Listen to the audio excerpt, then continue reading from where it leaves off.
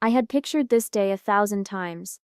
The white dress, the flowers, the music swelling at just the right moment. It was supposed to be my moment. But instead, it became hers. I do. The words left my lips like a promise carved into stone.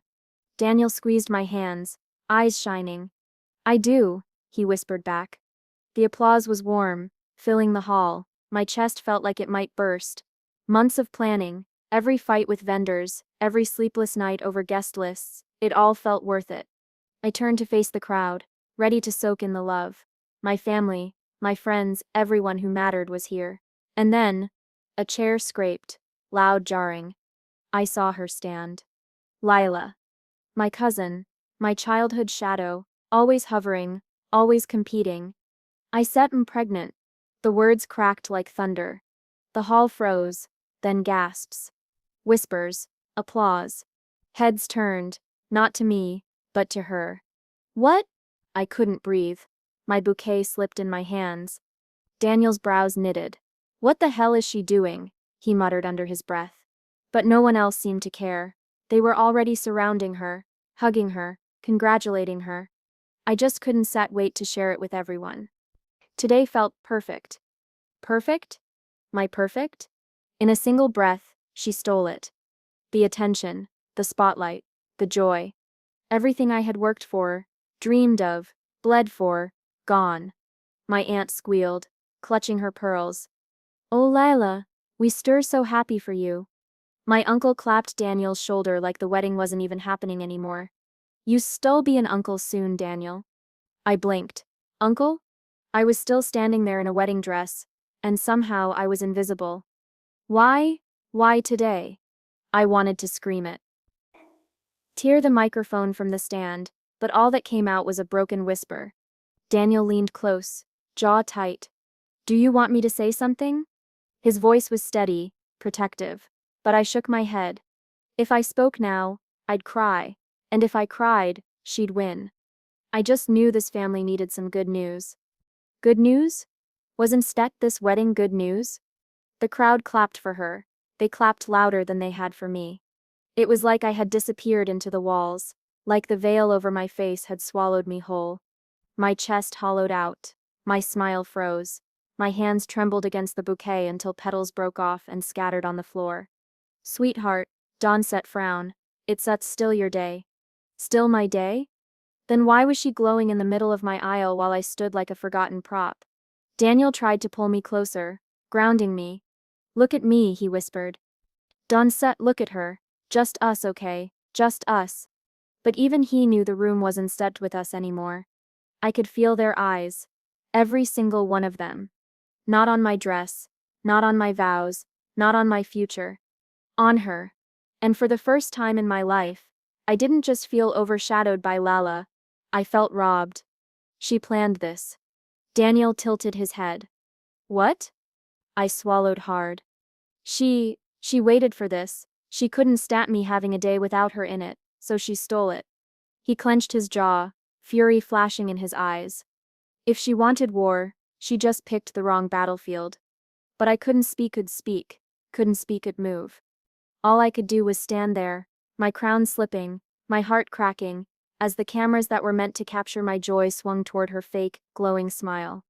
That was the moment I realized. My wedding day wasn't mine anymore. It was hers.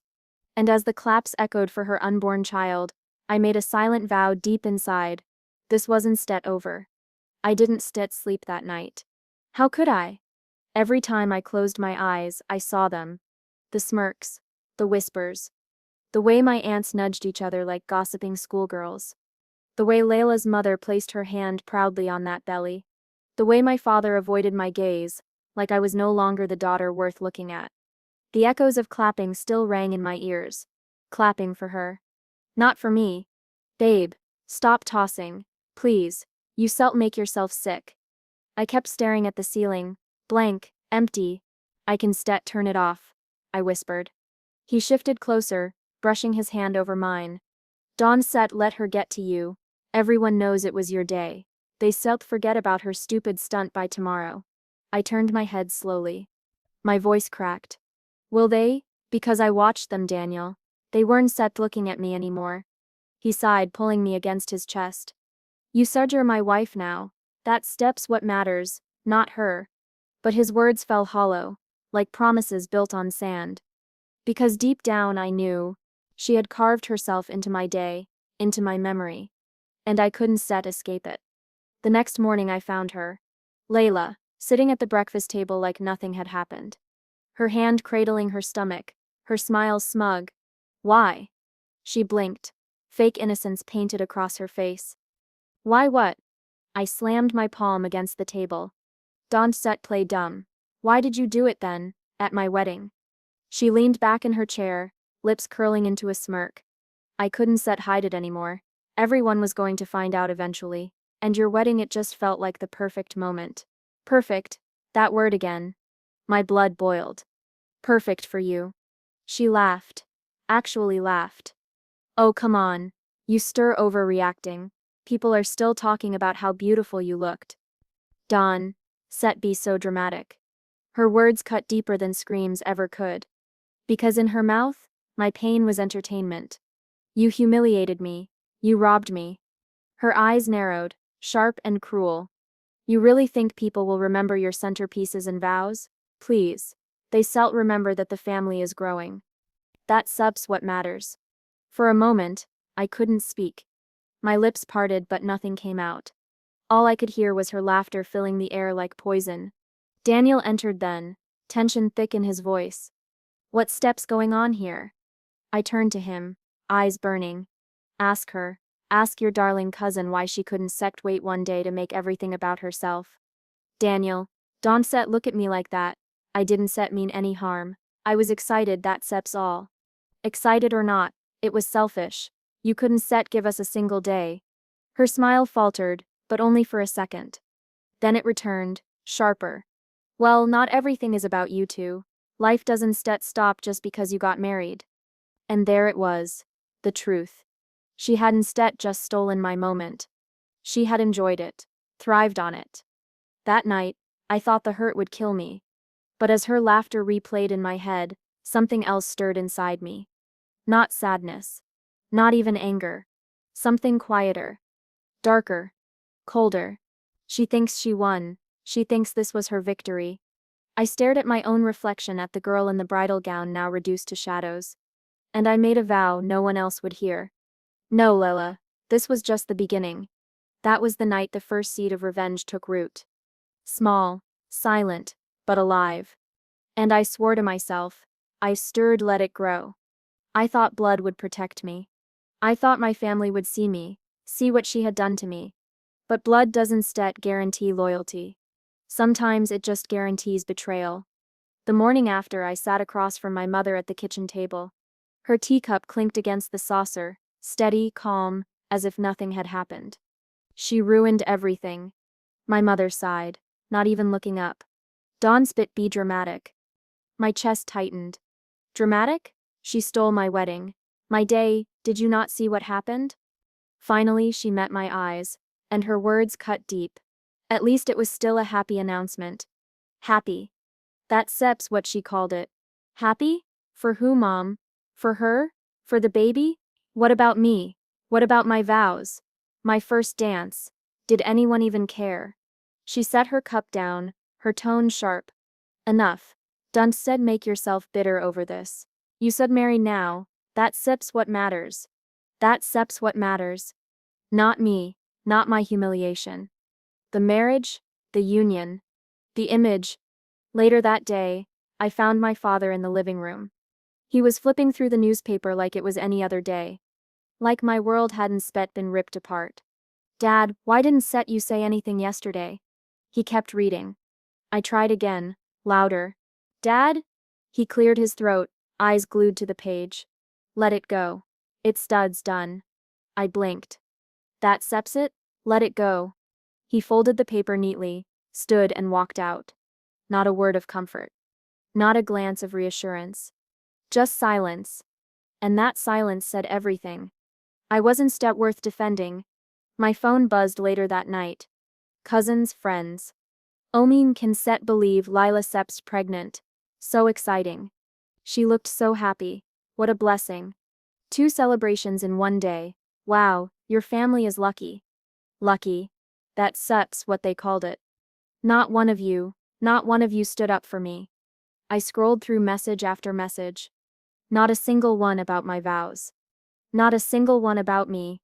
Every word was about her. And in that moment, it hit me. It wasn't set just Lila. It had always been this way. Flashbacks cut through my mind like shards of glass. My birthdays overshadowed by her surprise talents. My achievements brushed aside because she always had something brighter, shinier. The way my aunts cooed over her, the way my parents bragged about her. Layla, the golden girl. Me, the girl who had to work twice as hard just to be seen. They never chose me. Bitterness seeped into my veins like ink in water. I had begged for their approval, fought for their recognition. But when the moment came, they left me alone. Even my mother. Even my father. That steps when I realized the betrayal was instead just hers. It was theirs too. They showed me exactly where I stood. And for the first time, I stopped reaching for their hands. Because my hands would build something sharper. If they once sat stand with me, they subtle learned to bow before me. Days bled together after the wedding. I sank into silence, into shame, into the endless loop of whispers replaying in my head. Her laugh, their applause, my family sep's blind adoration. I let it gnaw at me, until one night, staring into the darkness, something shifted. Why should she win? Why should they all get to treat me like an afterthought? The words came sharp, dangerous. And for the first time I didn't sound broken. I sounded alive. That evening, Daniel caught me pacing the bedroom. He set his phone aside, watching me carefully. You've been quiet for days. Talk to me. What's going on in your head? I stopped, met his eyes. Elise been thinking. He raised a brow. That sounds dangerous. I almost smiled, almost. I let her steal my moment. I stood there like a fool while everyone clapped for her. But why should it end there? Why should that be the memory everyone keeps? Daniel leaned forward. So, what are you saying? I am going to make an announcement of my own. His face tightened. An announcement? What kind of announcement? I let the silence linger. I didn't answer. Not fully. Because this wasn't set ready to be spoken aloud yet. Just trust me, it'd still be something unforgettable. He frowned, searching my expression. Unforgettable, or dangerous.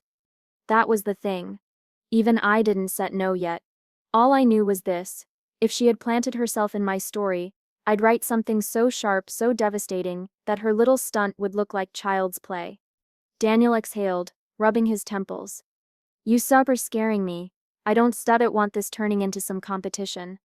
It already is a competition, Daniel. She made it that way. He shook his head.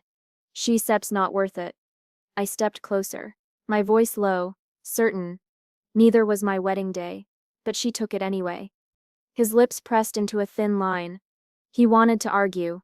I could see it, but instead he muttered, Fine, I trust you. Just don't lose yourself in this. Lose myself. No, that's not what this felt like. This felt like finding myself. That night, I sat by the window, notebook open, pen scratching across the page. Not a diary, not a plan for a honeymoon. A blueprint. If she can make them gasp, I make them silent. If she can steal applause, I take their breath away. The idea was just a seed, fragile but alive. But I watered it with every memory of her smug face. Every echo of my family sep's betrayal. Every ounce of rage I had buried beneath that frozen smile at the altar. By dawn I closed the notebook and pressed it to my chest. It wasn't finished, not even close. But I knew one thing for certain. This time when I stood in front of them all, they wouldn't look away. They wouldn't dare. Your perfect moment, Layla, is about to be crushed by mine. It started small. A scroll through her socials. A glance at who liked her pictures. I told myself it was harmless. Just curiosity. But curiosity became hunger. And hunger became fuel. One night, Daniel caught me hunched over my laptop. He leaned against the doorframe, arms crossed. You are still on this? I need to know. Know what? That she's selfish? You already know that. I shook my head, eyes locked on the screen. No. I need proof. I need to strip her down to the truth. If she stole my day, I still steal her mask. And then, I found him. Amir. Her so-called partner. His face popped up in tagged photos, half hidden, rarely smiling. He wasn't stud at the wedding. Why not? I asked around, casually. A friend of a friend. A cousin who gossiped too freely. Whispers slipped through cracks. He doesn't still want to marry her?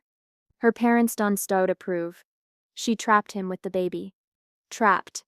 That word burned. It wasn't stet love. It wasn't stet fairy tale. It was desperation. I dug deeper. Old messages. Screenshots. Someone showed me a receipt. Prenatal tests paid in cash, hidden from her family. Another whispered about fights, breakups, threats. Every secret I uncovered twisted my stomach, but sharpened my rage. One afternoon, I finally confronted her. She was sipping juice on the veranda, phone in hand, glowing like a saint. How sips Amir? Her head snapped up. What? Funny, he wasn't stet at the wedding. Too busy? Or maybe he didn't stet want to celebrate with a family that despises him. Her face froze. Then she forced a laugh. You don't stet know what you set you're talking about. I stepped closer, my voice a whisper only she could hear. Oh, but I do. I know about the receipts, the tests, the messages. I know he sips not ready. I know your pregnancy isn't set to fairy tale. It's set to leash. Her jaw tightened, her smile cracking. Shut up. You thought you could humiliate me, but you said you're the liar, the fraud, the desperate one. For a moment she faltered. Her mask slipped, and I saw it fear.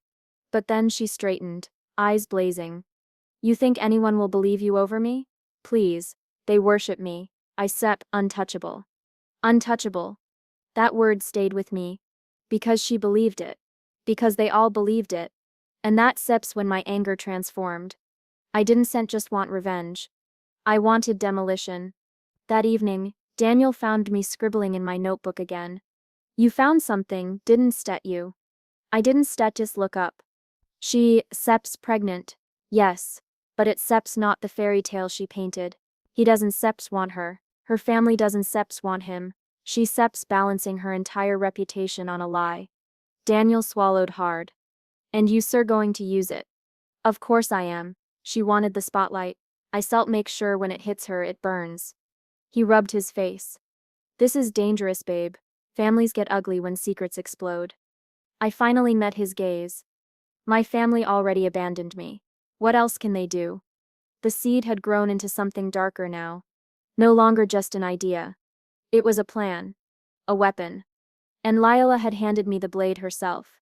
Tade to be unforgettable, Lila. Congratulations, you will be, but not the way you dreamed. I was late on purpose. Let them wait. Let her sparkle.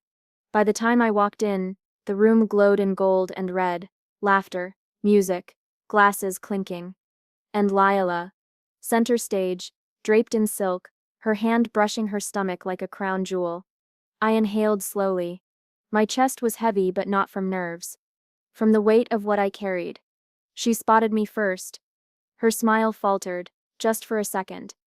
Then she raised her voice, syrup sweet. Well, well, look who finally decided to join us. Wouldn't Set miss it? Big night, right? She tilted her head, scanning me top to bottom. You do clean up nice. Almost like you belong here. Almost. Her smile tightened, she turned back to her audience. I played the part. I laughed when they laughed. I asked about work, about children, about food. But my eyes never left her. Every time she touched her stomach, I imagined tearing her perfect script apart. Dinner was served. Plates clattered. Cousins joked. The air shimmered with fake warmth. I sipped my drink and waited. Waited for the toast. And then, it came. Uncle Farid stood, glass raised. To Layla, to the joy she brings, to new beginnings.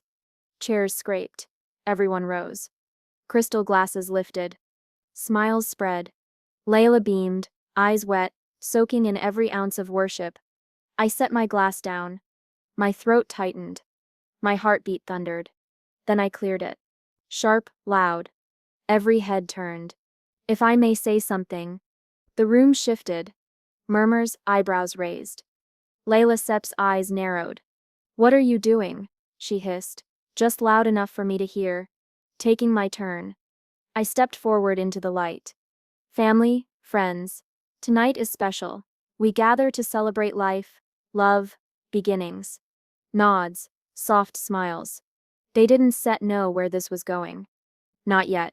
And while we honor one story tonight, I stepped like to share another. Layla stiffened. Her hand gripped her glass so tight her knuckles whitened. Don't set you dare. I tilted my head. Oh, I dare. The silence was thick. The tension sweet. Every second stretched like a blade.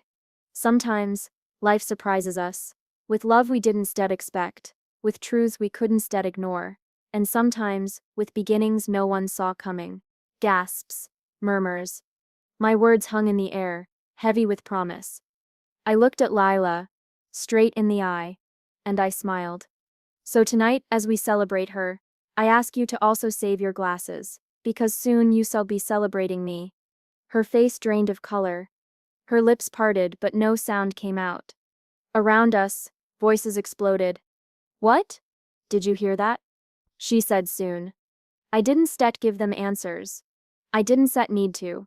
I let the mystery fester. Spotlight feels different when it steps not yours, doesn't it. I picked up my glass. Raised it high. To family.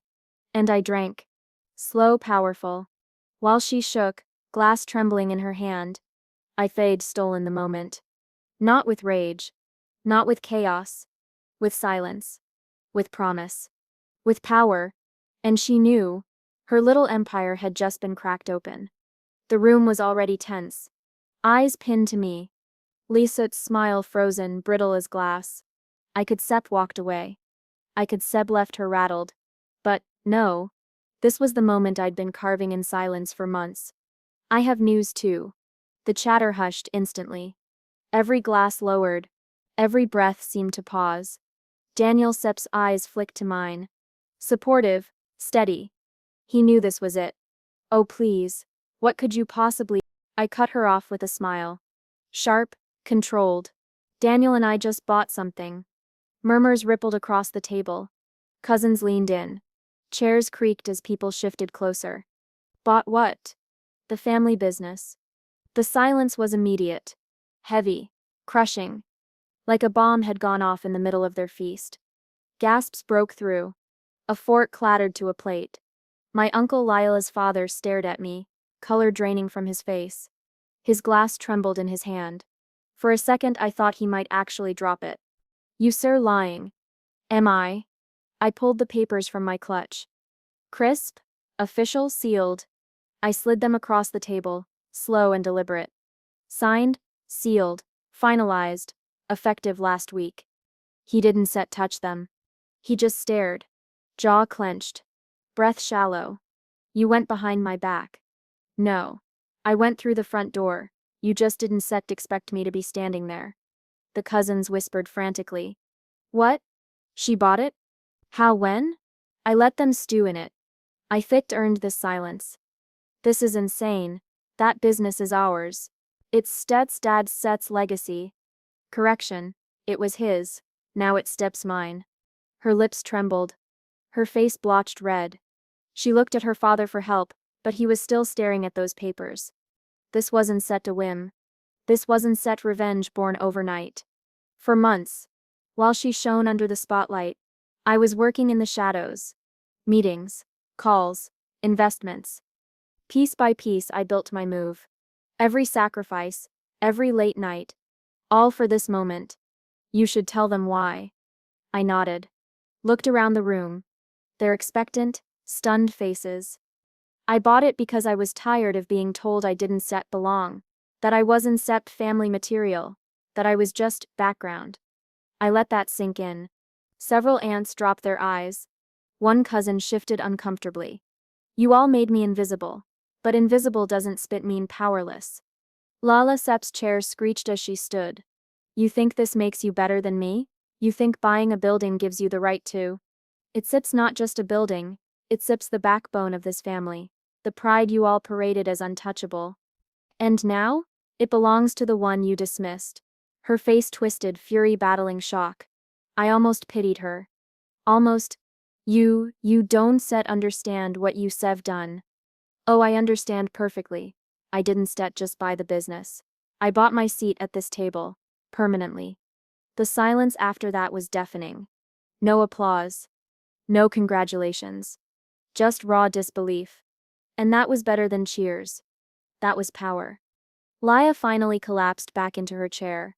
Her hand hovered protectively over her stomach, as if shielding her last claim to relevance. She whispered, venom soft but audible. You so regret this. I leaned closer, just enough for her alone to hear. No, cousin. You will. I straightened. Lifted my glass once more. To new beginnings. I drank. The taste was sharp. Victorious. The silence that followed. Louder than any applause. The silence was still hanging heavy when her face broke. That perfect polished glow she always wore. It slipped. She seps exaggerating. This is just business talk. Right, Mom? Her mother jumped in immediately, desperate. Of course. It steps just paperwork. These things they don't stet last. Family comes first. But no one was looking at her. They were looking at me. At the documents still sitting on the table. For once their whispers weren't about her glow, her charm, her perfect life. They were about me. Did she really buy it? Signed and sealed. She wasn't stet bluffing. I didn't move. I didn't smile. I just let the weight of it linger, pressing down on every single one of them. Layla Sepp's laugh cracked like glass. You think this makes you powerful? Please. Nobody cares about numbers and contracts. They care about family, about children. Her hand rested on her stomach. Her last shield. And yet, even as she said it, I saw it. The flicker in her eyes. The fear. Amir shifted beside her. His face pale. His hand didn't reach for hers. You never mentioned this. Layla whipped toward him, eyes wide. Because it doesn't matter. It's Sep's just business, Amir. She steps trying to make herself look important. No, cousin. I didn't try. I succeeded. Gasps again. My words slicing through the heavy air. Her mother clutched her pearls, muttering something about disrespect. But it was useless. The room had already shifted. She outsmarted us. The cousins leaned in closer. Aunts exchanged nervous glances. Whispers spreading like wildfire. First the wedding, now this. She's Sup's not the background anymore. Every word dug into her. Her skin flushed, her smile twitching. The mask she wore for years was crumbling right there in front of me. Stop talking like she's Sep's special. She's Sep's not. Sep's always been jealous of me. Always. This is just her way of... Jealous? No. I Sep just tired of watching you steal what isn't Sept yours. Her mouth opened. Closed. She searched the room for support, but none came. Even my father, silent all night, finally spoke. She did what none of us thought she could. That deserves respect. The words hit harder than anything. Even me. For once he was instead looking past me. He was looking at me. And that was the moment it all shifted. The applause she once owned. Now it was mine. Not claps of hands, but claps of whispers, nods, stares that finally saw me. Layla Sep's voice faltered, soft now. You planned this. You waited. You wanted to humiliate me. No, Lila, I wanted the truth to show, and it finally has. She froze. Her lips trembled. Her hands gripped the edge of the table so hard her knuckles went white. Her mask. Gone. For the first time in my life, I wasn't standing in her shadow. For the first time, she was standing in mine. The days after were loud. Not outside, inside my phone. Buzz. Buzz. Every cousin, every aunt, every friend who never saw me before suddenly remembered my number. Wow, you really did it. I mean, none of us thought you had it in you. None of you ever thought about me at all. Silence. Then nervous laughter. I hung up. One after another. Calls. Messages. Invitations. People who once overlooked me now spoke like I was the star. And for the first time I didn't crave their attention. I watched them scramble, desperate to be on my good side. It almost felt pathetic. My parents came next. Dinner at their house, just us. The air was thick with words they had never said before. "We're so proud of you." Her hands twisted in her lap. Eyes watery, but not with joy. With guilt. Proud now. Where was that pride when I was a child? When I begged you to notice me? Her lips parted but nothing came. I misjudged you. I thought you were chasing shadows, but you built something real. Strong. His voice cracked. The weight of years in it. You did instead misjudge me. You dismissed me. He flinched. Silence stretched across the table, heavy and sharp. For years their approval had been a ghost I chased. Now that it stood in front of me, fragile and late, it meant nothing. Meanwhile, whispers about Layla spread like wildfire. "Did you hear? Amir hasn't been showing up with her lately. She's been crying at her mother Sep's house. Something about him not being ready." I never replied. I didn't need to. Every rumor carried its own poison, seeping into her perfect image. I didn't lift a finger. Didn't speak her name. The universe was doing what I couldn't have scripted better myself. One night, Daniel leaned against the doorway, watching me scroll through the endless flood of messages. "Does it feel like enough?" I set the phone down. Met his gaze. "It feels like silence." Silence? For the first time, I don't need to prove anything. I don't need to scream to be heard. They said, finally listening, even in whispers. He nodded slowly. A small smile. Relief in his eyes. But the whispers about Layla grew darker. Apparently she tried to pressure Amr into moving in. He refused. They said she staged the announcement just to keep him from leaving. The same people who once clapped at her big news now rolled their eyes. Dismissed her. Exactly the way they once dismissed me. Karma had a cruel way of balancing the scales.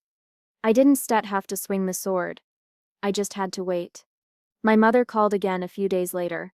Her voice was softer this time. "People are saying things about Layla. Maybe you could ease the tension? Speak well of her?" I laughed. Low, bitter. "Did you speak well of me when I was drowning in her shadow?" Her silence was the answer. I had carried their rejection like chains my whole life. But now? Those chains were on them. One night my father came to me privately. He didn't bring excuses this time. Just truth. "I was wrong. I see it now. You didn't just earn respect, you demanded it, and you deserve it." I searched his face. For the first time, I didn't see disappointment. I saw fear. Not fear of me. Fear of losing me. The daughter they never valued. Now the one holding the family's future in her hands. And Layla? She avoided me completely. Not a word. Not a glance. Because she knew. The more she fought, the deeper she sink. For once I didn't feel like the outsider. For once the whispers weren't daggers aimed at me. They were daggers carving her mask apart. Piece by piece. Until nothing was left. And I didn't have to move a muscle. The office was quiet. Too quiet. The hum of the city below barely reached me. I leaned back in my chair, hands clasped, staring out the floor-to-ceiling windows. Below, the family business, my business, thrived. The same business that had once been a throne I wasn't allowed to touch. Now it bent to my will. Thinking about them? I smiled faintly. Not with bitterness. Not anymore. No. I was thinking about me, about what this took, what it made me. Daniel pushed the door open wider, stepping in. Coffee in hand. His eyes soft. Proud. "You've come a long way, from the girl who sat at her wedding and cried, to this."